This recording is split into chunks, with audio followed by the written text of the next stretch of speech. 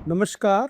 आज एक जनहित के विषय पे बात करेंगे। आज का जो विचार विमर्श का हमारा जो टॉपिक रहेगा वो रहेगा कि जो आर्म्स लाइसेंस होता है, मैंने अपने करीब 32-33 साल के जो पुलिस का जो कैरियर रहा उसमें ये पाया कि आर्म्स लाइसेंस की चाहत, आर्म्स लाइसेंस को रखने से जो एक समाज में जो प्रतिष्ठा का एहसास होता है वो समय के साथ धीरे धीरे बढ़ता चला गया। और उतना ही जितना कि आर्म्स लाइसेंस रखने की चाहत, मतलब उसको अगर हम कहें तो उर्दू में असलहा या शस्त्र, तो असलहा रखने की जो चाहत है जितनी वो बढ़ती चली गई उतना ही उसका मिलना मुश्किल होता चला गया। इसके बहुत सारे पहलू हैं इस विषय के। एक संक्षेप करते हुए सरल भाषा में समझते हैं कि आर्म्स लाइसेंस कैसे मिलता है, क्या क्या प्रक्रियाएं इसमें पूरी करनी पड़ती हैं, किस किस स्टेजेस से गुजरना पड़ता है, कौन से असलहों के लाइसेंस ले सकते हैं तो कौन से मिल सकते हैं, और उसके बाद फिर रिन्यूअल या रिपेयर इस सब के क्या प्रोविजन है और इसका मोटा मोटा क्राइटेरिया क्या होता है देने का। चलिए शुरू करते हैं। तो इंडियन आर्म्स एक्ट है एक, 1959 में बना था, और उस आर्म्स एक्ट के तहत आर्म्स रूल्स बने हुए हैं। और ये आर्म्स रूल्स जो होते हैं समय समय पर रिवाइज होते रहते हैं। तो ये 2016 के भी हैं, अभी लेटेस्ट भी बने हैं। आर्म्स रूल्स में कभी कभी अमेंडमेंट्स भी होते रहते हैं। आर्म्स एक्ट में जनरली बहुत बड़ी कोई मेजर अमेंडमेंट्स नहीं हुए हैं। तो जो सेक्शन 13 है आर्म्स एक्ट का, वो इंपावर करता है district magistrate of every district in India. It's a central act.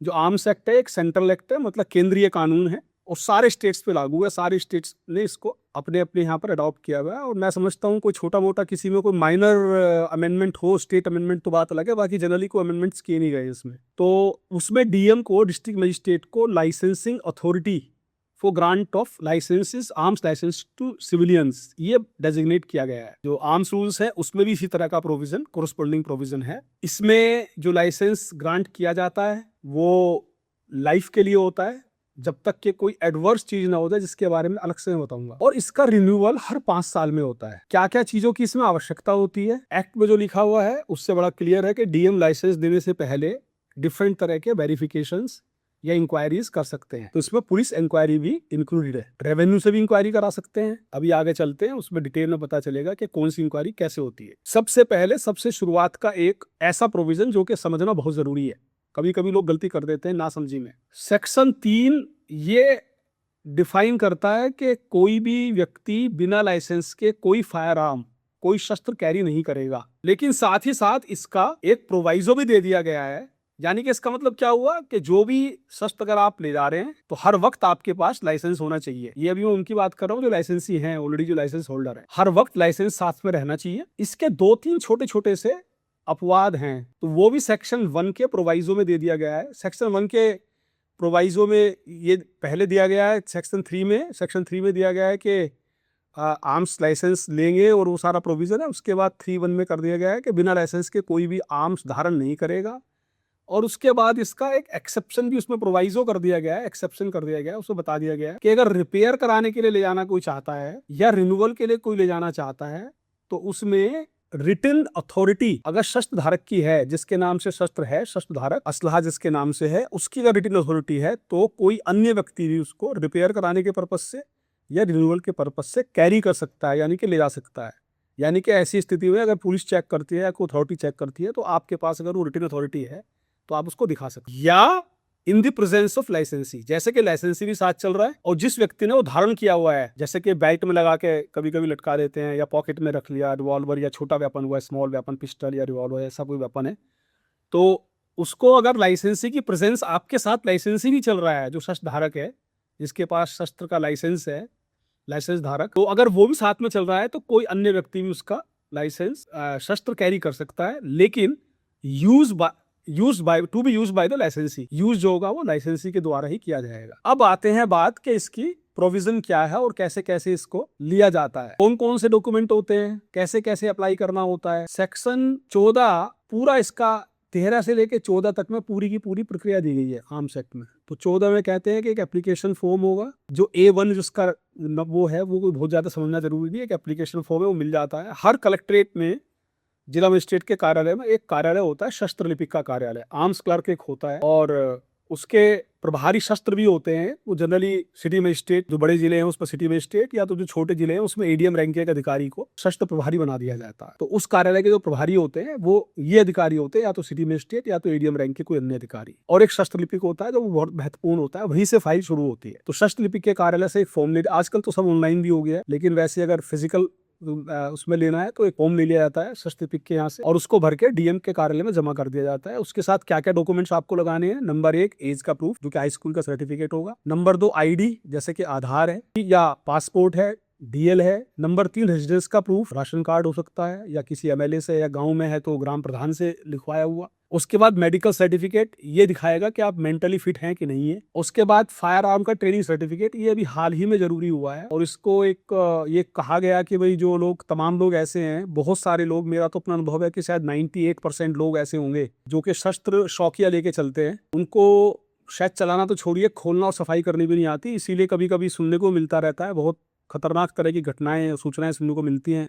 सफाई करते दौरान अचानक फायर हो गया, ट्रिगर दब गया, गोली चल गई, डेथ हो गई। ये तक नहीं पता है कि सफाई करते समय एम्यूनिशन उसमें नहीं होना चाहिए। एनीवे, तो अब ये प्रोविजन कर दिया गया है कि उसके पास एक फायर ट्रेनिंग का सर्टिफिकेट होना चाहिए। हालांकि मैं आपको इसी लेवल पे यहाँ बता दूं कि मुझे इसके बारे में बहुत ये ग्रे एरिया है इस पूरे एक्ट का, और मुझे अभी भी लगता है चूंकि इतनी फैसिलिटीज नहीं है जहां पर के फायर आर्म्स का ट्रेनिंग का सर्टिफिकेट देने की सुविधाएं हो। यद्यपि रूल्स में ऐसा प्रोविजन है और पुलिस रेगुलेशन में भी ऐसा प्रोविजन है कि जो आरआई है पुलिस लाइन में, उसको ऑथराइज किया गया है कि वो यदि कोई आवेदक हैं, अगर वो कोई फायरिंग सीखना चाहते हैं तो उनसे सर्टेन ट्रेजरी में सर्टेन पैसा जमा करा के, थोड़ा उसकी अलग अलग फीस है, उसको करने के बाद वो 3 दिन 5 दिन या 7 दिन की ट्रेनिंग है। जिस भी आर्म्स के लाइसेंस के लिए वो अप्लाई किया, उस आर्म्स को चलाने की ट्रेनिंग, उसको हैंडल करने की बेसिक ट्रेनिंग उनको देते हैं, फिर वो सर्टिफिकेट दे सकते। बट उसको उपयोग करने वाले कम ही लोग हैं। फोटोग्राफ्स होंगे साथ में, फिर एक इनकम प्रूफ होगा।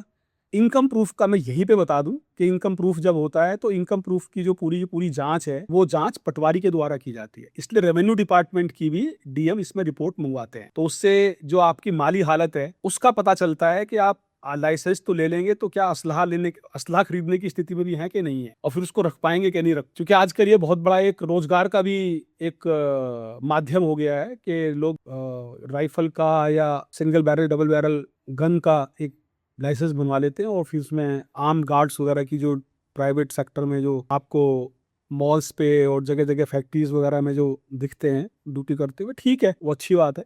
उस तरह का भी काम करने के लिए चूंकि लोग करते हैं तो उसका इनकम सर्टिफिकेट, इनकम प्रूफ जरूरी होता है।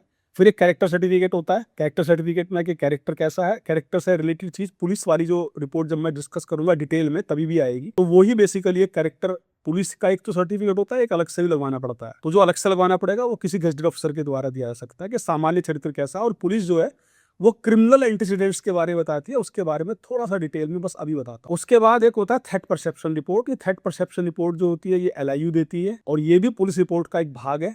उसमें खुद भी जो एप्लीकेंट होता है वो लिखता है कि मुझे क्या थ्रेट है, क्या मेरी नेसेसिटी है, मैं क्यों लेना चाहता हूँ, मुझे जरूरत क्या है, और उस थ्रेट का फिर एक इवेल्युएशन किया जाता है। तो उस इवेल्युएशन की भी एक रिपोर्ट होती है, वो भी एक जरूरी डॉक्यूमेंट है जो कि इसके साथ लगाना पड़ता है। अब सवाल आता है कि क्या अगर आपने एप्लीकेशन दी तो क्या आपको लाइसेंस मिल जाएगा? इस बात की कोई गारंटी है? एकदम नहीं है, एकदम नहीं है। बहुत भारी संख्या में एप्लीकेशंस आती हैं, रोजाना आती हैं, और मैं समझता हूं शायद कि जिस संख्या में एप्लीकेशन आती हैं उसका कुछ बहुत छोटा सा फ्रैक्शन, 1-2% जो संख्या होती है वो सैंक्शन की जाती है, लाइसेंस ग्रांट किया जाता है, और बाकी एप्लीकेशंस रिजेक्ट कर दी जाती हैं या पेंडिंग रख दी जाती हैं। इसके बारे में बहुत लिटिगेशन हुआ। एक लिटिगेशन ये हुआ कि क्या right to hold a firearm or a weapon is a fundamental right or not. To cut short the story, संक्षेप में बता दूं, अपेक्स कोर्ट माननीय सर्वोच्च न्यायालय स्पष्ट कर चुका है कि ये कोई फंडामेंटल राइट अंडर आर्टिकल 21 नहीं है। तो आप इसको एनफोर्समेंट के लिए 226 या 32 की रिट में ये प्ली नहीं ले सकते कि ये मेरा फंडामेंटल राइट है, इसको पूरा करने के लिए डीएम को डायरेक्शन दीजिए। ठीक है, ये एक एग्जीक्यूटिव डिस्क्रिशन है। एक तो ये हो गया लिटिगेशन। दूसरा लिटिगेशन होता है कि साहब मैंने एप्लीकेशन दी थी और मेरा गलत तरीके से लाइसेंस रिफ्यूज कर दिया गया, मेरी एप्लीकेशन रिजेक्ट कर दी गई। तो लाइसेंस आपकी एप्लीकेशन को रिफ्यूजल करने का जो प्रोविजन है वो भी सेक्शन 14 में दिया गया है, और वो क्या क्या मोटे मोटे ग्राउंड्स होते हैं ये भी इसमें लिख दिया गया है, जिसके बारे में आपको बता दूं। नंबर 1 तो जो प्रोहिबिटेड बॉल्स होते हैं, प्रोहिबिटेड आर्म्स होते हैं, ऐसे आर्म्स जो कि मिलिट्री या पुलिस या डिफेंस फोर्सेस के द्वारा इस्तेमाल किए जाते हैं, उनका लाइसेंस पब्लिक को नहीं दिया जाता। और ऐसे बोर्स जो कि पुलिस या मिलिट्री या डिफेंस फोर्सेस के द्वारा इस्तेमाल किए जाते हैं, उनका भी लाइसेंस नहीं दिया जाता, इसलिए उनको प्रोहिबिटेड बोर्ड्स या पीबी कहते हैं। जो एनपीडी होते हैं, नॉन प्रोहिबिटेड बोर्ड्स, उन्हीं के बारे में एप्लीकेशन ली जाती है, लाइसेंस दिया जाता है और विचार किया जाता है। तो एक तो जो प्रोहिबिटेड बोर्ड्स है उसका लाइसेंस रिफ्यूज कर दिया जाता है, एप्लीकेशन अगर किसी की है तो रिफ्यूज कर दी जाती है। नंबर 2, अगर ये तय हो जाए मेडिकल रिपोर्ट से कि जो व्यक्ति अप्लाई कर रहा है वो अनसाउंड माइंड का यानी कि विक्षिप्त मनोदशा का व्यक्ति है, तो उसको नहीं दिया जाता है, डीएम रिफ्यूज कर सकते हैं। नंबर 3, बड़ा एक सब्जेक्टिव सा विषय है जिसमें लिखा है रिस्क टू पब्लिक सेफ्टी, वो फिर कनेक्ट होता है पुलिस की रिपोर्ट से। जहां पुलिस की रिपोर्ट आती है, अगर पुलिस ये लिख दे कि इसको लोक शांति को खतरा है, पब्लिक की जो पीस है, लॉ एंड ऑर्डर है, कानून व्यवस्था को खतरा है, यदि इसको असला दे दिया गया तो फिर उस ग्राउंड पे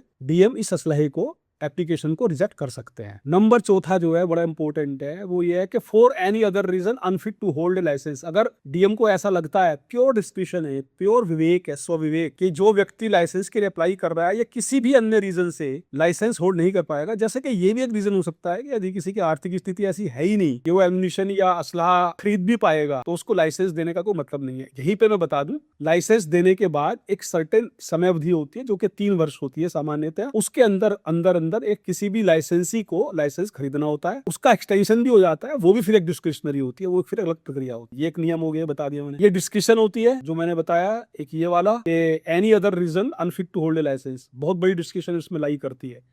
ये अलग बात है कि इस डिस्कशन को धीरे धीरे न्यायालयीय निर्णयों के द्वारा बड़ा सर्कमस्क्राइब कर दिया गया, काफी बांध दिया गया है। इसीलिए एक प्रोविजन किया गया और आर्म्स एक्ट में बाकायदा प्रोविजन किया गया कि अगर रिफ्यूज करेंगे तो वो रीजंस इन राइटिंग देंगे, लिखा पढ़ी में बताएंगे कि क्यों रिफ्यूज किया जा रहा है। बट एक 14(3) इसका एक्सेप्शन भी है इस नियम का, और उसमें साफ साफ लिखा हुआ है कि अगर पब्लिक इंटरेस्ट में रीजन देना जरूरी ना हो तो फिर डीएम केवल ये लिख देंगे कि मैं रीजन इसलिए नहीं दे रहा हूं क्योंकि लोकहित में, मुझे ऐसा लगता है जनहित में, लोकहित में, कि रीजन देना आवश्यक नहीं है, इसलिए मैं रीजन नहीं दे रहा हूं। तो रिफ्यूजल का रीजन देना आवश्यक है, ये एक नियम है, लेकिन इसका अपवाद है कि लोकहित में अगर ऐसा रीजन देना आवश्यक ना हो, आवश्यक रीजन ना देना आवश्यक है, ऐसा लगता है डीएम को कि मुझे रीजन नहीं देना चाहिए, इससे जनहित प्रभावित होगा विपरीत प्रतिकूल रूप से, तो फिर वो रीजन देने से मना भी कर सकते। जितने ज्यादा रीजन देंगे उतने ही ज्यादा लिटिगेशन होगा, ये भी एक नियम है। तो अब हो ये गया है जो प्रैक्टिकल बात होती है, जो मैं आपको प्रैक्टिस, जैसे मैंने आपका नाम ही मैंने चैनल का रखा हुआ है लॉ एंड प्रैक्टिस, तो लॉ क्या है और प्रैक्टिस क्या होती है, तो मैं हमेशा हर अपने वार्ता में, अपने जो हमारा विचार विमर्श होता है उसमें मैं बताता रहता हूँ कि प्रैक्टिकली क्या होता है। प्रैक्टिकली क्या होता है कि ये डिफरेंट लेवल्स पे एप्लीकेशंस को पेंडिंग रख दिया जाता है, क्योंकि ज्यादा रिजेक्ट करेंगे तो फिर ज्यादा लोग जाते हैं लिटिगेशन में, अपील, फिर रिवीजन, फिर एक नया सिलसिला शुरू हो जाता है, उसमें बहुत एनर्जी वेस्ट होती है, बड़ा स्टाफ, फिर काउंटर लगाइए, फिर मुकदमेबाजी झेलिए, वहां पे फिर काम बढ़ता है, फिर सरकारी वकील के पास काम बढ़ता है। तो इससे बचने के लिए क्या है कि उसको पेंडिंग रख दिया जाता है। अब ये ब्यूरोक्रेटिक तरीका है, इसके बारे में बहुत डिटेल वीडियो का विषय नहीं है। सोल्यूशन एक तरह से, मतलब ये इस सारी की सारी जो प्रक्रिया बनाई, रिफ्यूजल के बारे में इतना सारा रीजन देना और क्या क्या उसके आधार है, ये इसलिए है ताकि एक नेचुरल जस्टिस इंश्योर किया जा सके। डिस्क्रिशन जहां हो, discretion should not be used discriminately, ये एक नियम है, गोल्डन रूल है नेचुरल जस्टिस का, लॉ का, रूल ऑफ लॉ का, that discretion should not be used discriminately, discretion has to be guided by law, by rule of, इसलिए reason देने का प्रोविजन किया गया, साथ साथ एक्सेप्शन भी दे दिया गया, बचत भी निकाल दी गई। अब आप देख लीजिए क्या क्या लगता है, मैं सारा बता चुका हूं। जो पुलिस रिपोर्ट होती है वो इसमें बड़ी इंपॉर्टेंट होती है, सबसे इंपॉर्टेंट, उस पर हम आ जाते हैं। पुलिस रिपोर्ट में एक तो आपका पूरा का पूरा उसका अलग से एक एरेक्सर होता है, उसमें आपके नाम, पिता का नाम, आपका व्यवसाय, सारी चीजें होती हैं। पुलिस फिर देखती है कि क्या आपका कोई क्रिमिनल एंटीसीडेंट तो नहीं है, यानी कि कोई क्रिमिनल हिस्ट्री तो नहीं है, पहले आपने कोई क्राइम तो नहीं कर रखा, कोई कन्विक्शन तो नहीं है, जेल तो नहीं जा चुके। अब इसमें भी दो इसके वो हिस्से बना दिए गए हैं। एक तरफ हाई कोर्ट ने कहा है कि भाई जो छोटे मोटे झगड़े होते हैं, जैसे पहले क्या होता था कि गांव देहात की जो पॉलिटिक्स होती है ना, वो बिल्कुल अलग तरह की होती है। वहां पे छोटी छोटी बातों को लेके मुकदमे लिखवा देना, एफआईआर लिखा देना, मतलब बहुत कॉमन सी चीज है। और कुछ भी नहीं है तो पुलिस क्या करती है, जहां पर कोई भी कार्रवाई नहीं करती तो पता चला 151 कर दिया। 151 पहले होता था सीआरपीसी का कि दोनों को उठा के बंद कर दिया, दोनों पार्टी के झगड़ा कर रही हैं और कोई और धारा नहीं बन रही है आईपीसी की, तो 151 सीआरपीसी में उसको बंद कर दिया। 151 में जिसका अपराध होता था उस तक को भी पुलिस पहले मना कर देती थी कि इसके खिलाफ 151 की एक बार कार्रवाई हुई है, ये झगड़ालू प्रवृत्ति का व्यक्ति है, इसलिए इसको लाइसेंस नहीं दिया जा सकता, रिकमेंड नहीं किया जा सकता। तो सुप्रीम कोर्ट, हाई कोर्ट और सुप्रीम कोर्ट ने इस पर थोड़ा सा अंकुश लगाया कि कोई ऐसा, अगर वंस इन लाइफ टाइम कभी किसी के साथ हुआ है तो इससे आपके किसी का चरित्र या उसका व्यवहार डिफाइन नहीं कर सकते, उसको डिटरमाइन नहीं कर सकते। तो आप गंभीर मामलों में ये रिकमेंडेशन रोक सकते हैं। खैर, कोर्ट्स के डिसीजन भी अलग अलग होते हैं, तो कभी फिर ये भी हुआ कि चूंकि डिस्क्रिशन एग्जीक्यूटिव डिस्क्रिशन है, तो अगर कोई ऐसा व्यक्ति है जिसके खिलाफ 151 है लेकिन वो उग्र स्वभाव का है तो उसके खिलाफ रोका जा सकता है। तो इस तरह की बहुत सारी चीजें हो गई। तो एक तो क्रिमिनल हिस्ट्री यदि किसी की है, कोई मुकदमा कायम हुआ है, चाहे वो पेंडिंग इन्वेस्टिगेशन है, चाहे पेंडिंग ट्रायल है, चाहे कन्विक्शन हो चुका है, कोई हिस्ट्री शीटर है, मतलब जिसका भी एडवर्स पुलिस हिस्ट्री है, कोई रिकमेंडेशन नहीं की जाती है। उसके बाद पुलिस कभी कभी ये भी कर देती है कि जब कोई क्रिमिनल हिस्ट्री नहीं मिली और उसे लगता है कि अब मैं तो यही कहूंगा शब्दों की मर्यादा को रखते हुए कि पुलिस को ऐसा महसूस होता है कि इसको लाइसेंस नहीं दिया जाना चाहिए। चूंकि एक बात मैं यहाँ पे रुकूंगा और 1-2 मिनट में मैं बताना चाहूंगा आपको कि बहुत ज्यादा आर्म करना सोसाइटी को, सोसाइटल आर्मामेंट, ये किसी भी समाज के लिए बहुत अच्छी चीज नहीं होती है। आर्म्स उसी व्यक्ति को लेना चाहिए या मिलना चाहिए जो उसको वास्तव में, जिसकी सुरक्षा को, जिसके आत्मरक्षा को वास्तव में खतरा है। एक कुछ कंट्रियां हैं जैसे अमेरिका वगैरह है, वेस्टर्न यूरोप में तो कम समस्या है, अमेरिका में बहुत बड़ा बवाल है। वहां इतना लाइसेंसिंग ऑलमोस्ट फ्री है, वहां लाइसेंस लेना कि एक बोतल लेने के समान है। तो वहां पे हर घर में बच्चों के हाथ में खिलौनों की तरह पिस्टल्स और सेमी ऑटोमेटिक वेपन्स दिखते हैं। इसीलिए आप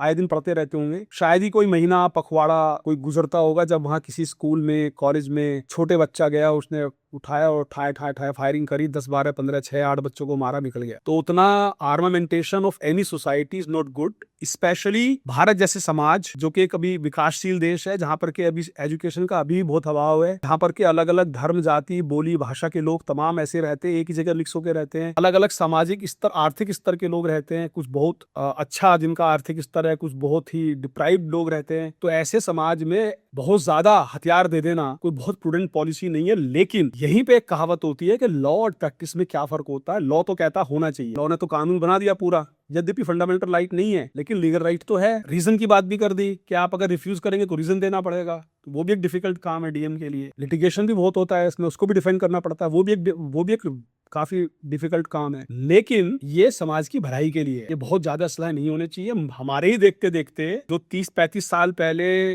जिस जिले में कुछ हजार में, मतलब जैसे कि 1200, 1500, 1000, 2000 इतने आर्म्स होते थे, जैसे कि 15-20 थानों का अगर कोई जिला है तो हर थाने पे 80, 100, 125, 150, 200, बड़े थाने में 300 असले इतने होते थे। वो करीब 3, 4, 5 गुना हो गए हैं। और अभी जो हालत है वो ऐसी स्थिति हो गई है कि ये फिगर कहाँ से पता चलती है, ये चुनाव के दौरान जब जमा कराए जाते हैं ना असले, वहां से हम लोग को पता चलती है कि कितने असले हैं हमारे पास, कितने जमा हुए, कितने शेष है। और डीएम के यहाँ पर सारा रिकॉर्ड रहता है। अब तो सारा डिजिटलाइज हो गया है, तो अब तो सब चीजें वैसे मिल जाती है। अब तो ये मैं समझता हूँ कि पब्लिक डोमेन में भी होगा कि किस जिले में कितना असला है। बहुत भारी संख्या बढ़ी है और ज्यादा देना ठीक नहीं है, मना कर नहीं सकते, इसलिए पुलिस ने एक अपना तरीका निकाल लिया है।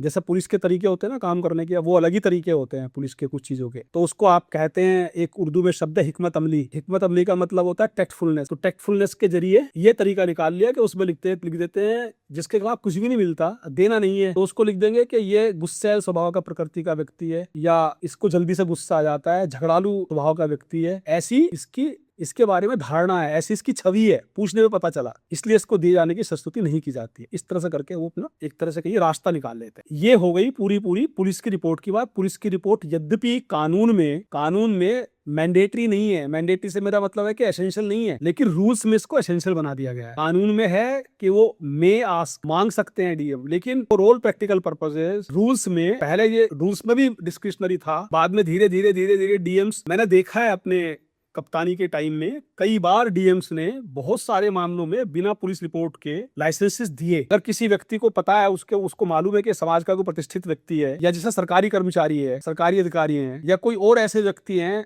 आर्मी के ऑफिसर हैं, तो उनकी पुलिस रिपोर्ट नहीं मांगी जाती। फिर इसमें क्या हुआ, धीरे धीरे बहुत बड़े संख्या में अनियमितताएं उजागर होने लगी। लाइसेंस देना एक बहुत बड़ा डीएम का एक बड़ा महत्वपूर्ण ड्यूटी बन गई, और उसके साथ साथ इसमें तमाम प्रकार के बाहरी दबाव, राजनीतिक हस्तक्षेपों और आर्थिक वित्तीय भ्रष्टाचार के आरोप भी लगने लगे। इन सबको देखते हुए जिलाधिकारी की कहिए कि शक्ति का थोड़ा सा डाइल्यूजन करते हुए उसको थोड़ा पुलिस की तरफ, शक्ति भी और जिम्मेदारी भी दोनों चीजें जिम्मेदारी भी है, पुलिस रिपोर्ट को मैंडेटरी कर दिया गया। अब ये मानिए कि पहले पुलिस रिपोर्ट, तब वो डीएम फाइल ही तब जाती है डीएम के पास पूरी होके, जब वो पुलिस रिपोर्ट पहुंच जाती है तब तक फाइल आर्म्स पिक क्या रहती है। सारी ये जो मैंने बताया पूरे रिपोर्ट पूरे कागज सब इकट्ठा होते हैं, उसके बाद जब पूरा फाइल बनती है तो फिर नोट शीट के साथ ये डीएम के समक्ष प्रस्तुत होती है, फिर वो उस पर लिखते हैं क्या करना है। चुनाव के दौरान जमा होने वाला एक इशू ऐसा जो मैं आपको बताना चाहूंगा, बहुत जरूरी। चुनाव जब होता है, चाहे वो नगर पालिका हो, ग्राम पंचायत हो, चाहे विधानसभा हो, चाहे लोकसभा हो, तो बड़ी भारी संख्या में असलहा जमा कराया जाता है। उसका रीजन ये है कि शांति व्यवस्था बनाए रखने के लिए ये सरकार और पुलिस और जिला प्रशासन को ये लगता है कि जो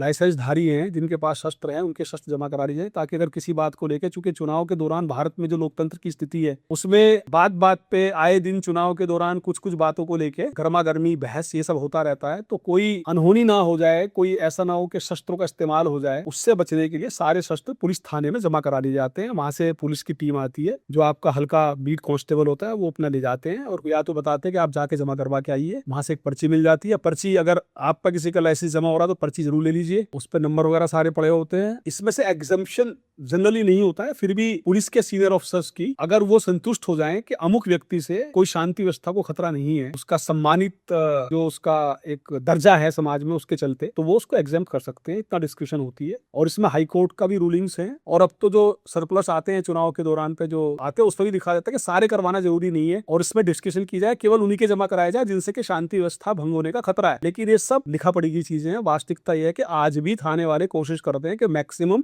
अधिक से अधिक हथियार जमा करा लिए जाएं। एक और चीज में जानने योग्य, समझने योग्य है कि आप अगर चाहें तो अपना हथियार डीलर के यहाँ, जो आम डीलर है, वहां भी जमा करा सकते हैं सेफ कस्टडी, और वहां की पर्ची थाने में जमा कर सकते हैं। जो रसीद होती है, जब चुनाव खत्म होता है, वो धीरे धीरे बुला के सबको वापस कर दिए जाते हैं। आपको अपना देख लेना चाहिए कि जो आपके कारतूस थे वो पूरे हैं कि नहीं, और असला आपका पूरा खोल के देख के सब ठीक है कि नहीं। ये बड़ी एक इंपॉर्टेंट चीज है। अब है, मैं समझता हूँ कि शायद करीब करीब पूरा मैंने कोशिश की है कि एक सरल इसके परिवेश में सरल भाषा का उपयोग करते हुए आपको चीज बताई जाए, और करीब करीब सारी की सारी बता दी गई है। जो नॉन प्रोहिबिटेड बोर्स हैं, जिनके लाइसेंसिंग का प्रोविजन होता है देने का, उसमें जनरली देखा होगा आपने .32 एक तो रिवॉल्वर होती है 32 बोर की, जिसको बोलते हैं। 38 बोर की रिवॉल्वर भी होती है, उसका नहीं दिया जाता क्योंकि वो पुलिस का बोर है। ये .22 का पिस्टल होता है, जो पिस्टल रखी जाती है, या फिर .35 का सेमी ऑटो वो दे दिया जाता है। 315 बोर की राइफल होती है, 12 बोर की शॉटगन होती है, ये सारी दी जाती है। ये सारी डीएम की पावर है। जो डीएम के द्वारा लाइसेंस दिया जाता है, उसकी जो जुडिक्शन होता है वो स्टेट का जुडिक्शन होता है। और अगर ऑल इंडिया का लाइसेंस लेना है आपको,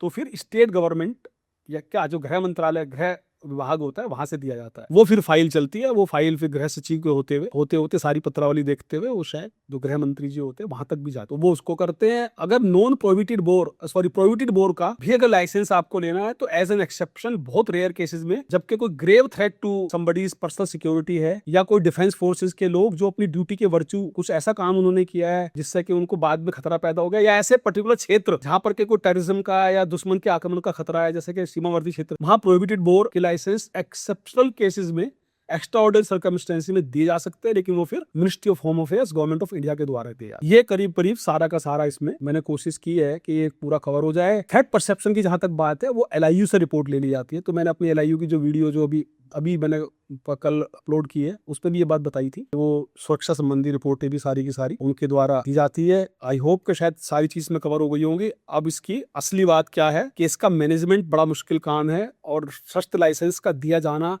एक ऐसा विषय होता है, ये प्रैक्टिकल बात अब मैं बता रहा हूँ, सबमिशन कर रहा हूँ, कि जिसके लेके बहुत समस्याएं होती हैं। अगर पुलिस की तरफ से रिकमेंडेशन नहीं हो रही है, पुलिस रिपोर्ट नहीं जा रही है, तो जो हमारे पॉलिटिकल जो एक तरह से कहिए जो राजनीतिक बिरादरी है, उनको शिकायतें होती हैं कि साहब पुलिस की रिपोर्ट नहीं लग रही है। अगर पुलिस की रिपोर्ट लगकर सब चली गई, तो फिर डीएम की तरफ सारा चला जाता है कि सब डीएम साहब लाइसेंस नहीं दे रहे हैं। कभी कभी इसमें आपस में भी रहता है, डीएम साहब चाहते हैं कि एसपी साहब ज्यादा रिपोर्टें ना भेजें, ताकि उनको ज्यादा फैसले ना लेने पड़े, रिजेक्ट ना करने पड़े। एसपी साहब कभी कभी चाहते हैं कि मुझे तो कोई, मैं तो क्यों रोकूं, जिसका बनता है कायदा है मैं भेजूं, डीएम साहब तय करेंगे। मैं अपने सिर पे रोज रोज का टेलीफोन, सिफारिशें, इस झंझट से बचने के लिए जो भी आया, जिसकी सही है, जिसकी हो सकती है, सारे के सारे उठाया, बंडल रेकमेंड किया, भेज दिया डीएम के यहाँ। अब डीएम साहब देखें, तो ये सब प्रैक्टिकल चीजें हैं, छोटी छोटी बातें हैं और महत्वपूर्ण है। लेकिन बाकी ऐसा भी हो जाता है कि चूंकि वैसी कमोडिटी है ना, एक थोड़ा सा संभाल के ही इस डिस्क्रिप्शन को इस्तेमाल करते हैं डिस्ट्रिक्ट मजिस्ट्रेट, पुलिस भी संभाल के करती है। तो ये हर महीने